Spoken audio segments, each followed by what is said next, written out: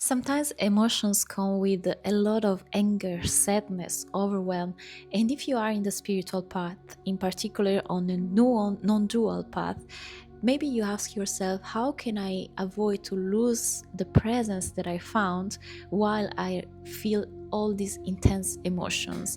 And why now I'm feeling all this when I thought that I understood something or saw something about the consciousness that I am? So why all these overwhelmed feelings are here again after all their inner work that I've done? If you are thinking this, you're not alone, and I'm going to explain you in this video why this is happening and how can you still feel the presence, the consciousness that you really are, even in the middle of the storm. The emotion and the intensity of the emotion is never the problem.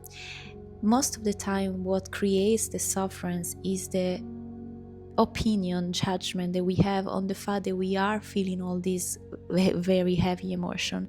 In other words, it's the resistance of the fact that we are in the middle of the storm that it makes the storm even bigger. The storm in itself is not a problem. We can completely be under the rain, and we can even dance under the rain. We can feel the rain, we can feel the storm. But the fact that we absolutely want the storm to finish, or we believe that a better state of the storm it would be having the sun, it creates this kind of suffering and resistance that make the storm even heavier. So the fact that it's raining in itself is never been a problem. The problem comes from the fact that we absolutely want there to be the sun. Why? Because we believe that we'll be more spiritual, more valuable, more advanced. And this is a real tricky thing in the spiritual path and in people that are in this non-dual path, because we actually achieve something, and pass me the word achieve, even if I don't like it in this case, we really touch something. There is this kind of peace and presence, and sometimes when very overwhelming emotion comes back, or they're just present, because there's not really come back, they're just present at the time, we start having all these opinion and analysis and judgment on it, thinking that there is a me that was better when there was just the sun weather, when there was calm, when there was peace. And if we are really connected to this present, we shouldn't lose ourselves in the middle of the experience and in the middle of this storm, which is partially true. The more we advance and the more we see that there's not really a me, the less the storm will be felt as a problem. But it doesn't mean that there won't be no storm anymore. It means that this overwhelming emotion can completely emerge and be there as sensation and things that appear in the experience, object in experience, without personalizing it and without identifying to it. The intensity and the fact that the emotion are there, it will be felt still, maybe in some way in a less difficult way, but not because the emotion are different. Is because there's less identification to the emotion, because there is no resistance anymore to the fact that the emotion can be there. There's no the belief that there is a me that should feel something different and should be more advanced, it should be more spiritual. As always, is the resistance to the thing that is there that make the thing that is there persist, and it makes it more difficult to experience. But then what if it's nothing wrong? What if the storm, the wave, is just part of the human experience and you as awareness are not touched by it? This doesn't mean, again, that you don't feel the feeling, you don't feel the sensation. It just means that you keep an eye on the fact that you are the awareness in which all this is happening, and you are not the person to this is happening to. It's not personal. There is no one that is experiencing this. There is no one that this is happening to. You are the awareness in which all this is happening. Being awareness doesn't mean no feeling. It just means while feeling fully, you don't make it personally. You don't attach the story of a me to it. For example, sadness can arise, the thought I'm broken may come, but the presence, the seed of this is still here. It never moved. That's what you are. Recently, I've been flying back from Bali to Sardinia in Italy, and between the jet lag and some infection that I had, I was really in the middle of the storm, but the sensation in itself and the emotion in itself weren't a problem. It's never been a problem. But my egotic mind, my ego, my mind, it was trying to was having so many opinions, so many judgment on the fact that I was feeling all this feeling. Meanwhile, before, even if before it doesn't exist, I was feeling so much peace, so much center, so detached, so in a really good space, despite the emotion, despite the circumstances. And in the case, it became more difficult for me to just feeling the feeling and experience the experience, because my mind was personalizing the experience, was making it mean something about me. I should feel the peace that I was experiencing before. I realized pretty quickly that the main problem wasn't coming from the intense feeling that I was feeling.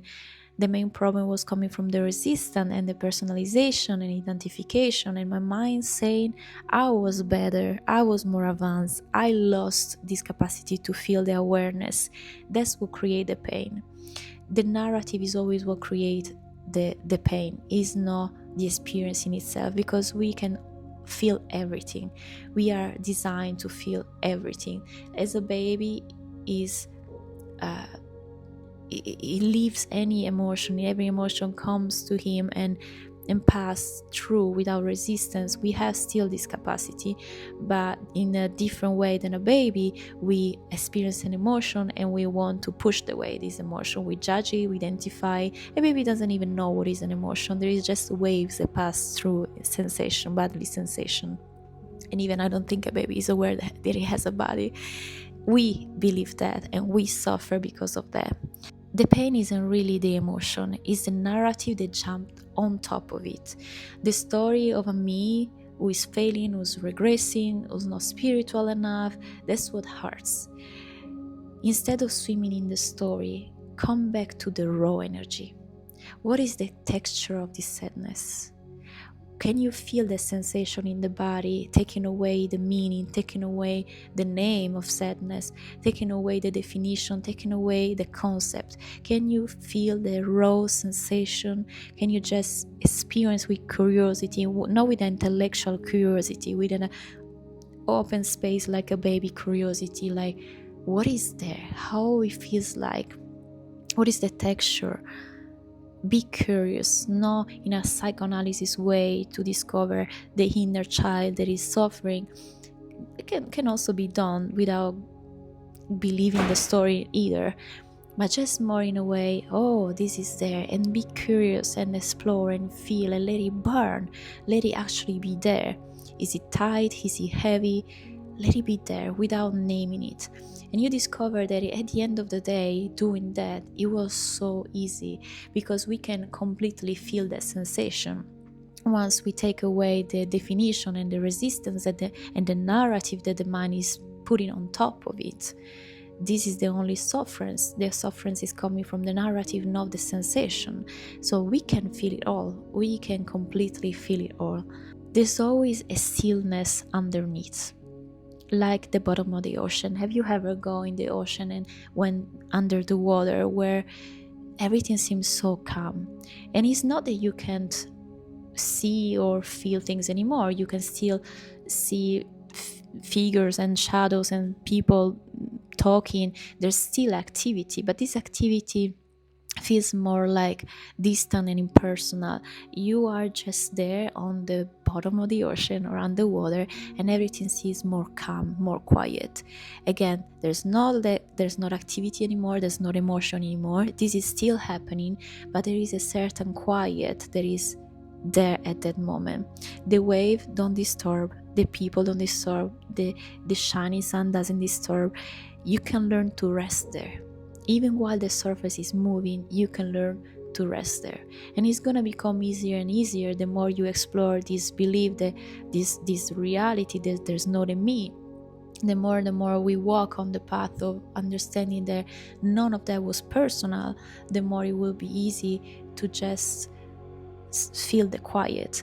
And what is very interesting is that I love this analogy that Rupert Spira used about you're like in the river, and when you really identify to toast an emotion to the experience, the wave, the water is so strong that you feel like it's bringing you and it's pulling you, and you're trying to swim to find this little stone or place where you can finally rest in presence. This will happen sometimes we are completely identified with thoughts and emotion, the experience, and it will be hard to swim back to this place of peace. But the more we continue to walk this path and continue to watch in the direction of where is the me, the more it will be easier to swim back to the safe place that has been always there. And again, if God wants us to be identified, we will be identified. If God wants us to realize that we are awareness, we will realize it. There's not a me in control, not even about that. So everything that is happening is so perfect. Is exactly what it has to happen at that time. So pause and ask, who is aware of this? Or better, what is aware of this sensation, of these emotions? And don't really try to answer. Just notice with open what is aware of this right moment. There is the experience happening. I can hear this voice doing. I can kind of have an idea of what it feels like my body being there in this space. But what is aware of that? Am I that? The more we look in that direction, the less the storm will appear personal and serious, and we will identify less and less to that. You don't need to fix anything. The emotion will pass, the way will move. You don't have to manage it, change it, process it.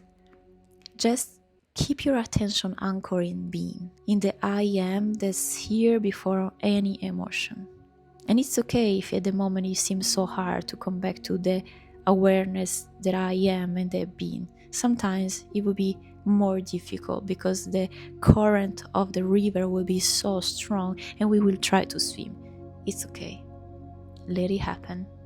At one point, you will find a safe space in the middle of the storm, in the middle of the river, and you will come back to awareness. But no state is better than another one. There is only the resistance. They make us suffer. I hope you enjoyed this video, and if you like it, please like, subscribe, comment. It's one of my first video in English, so it will really help me, and I leave you here down below maybe a meditation that you can do to better experience the storm when you are on the storm. Thank you for watching. Bye.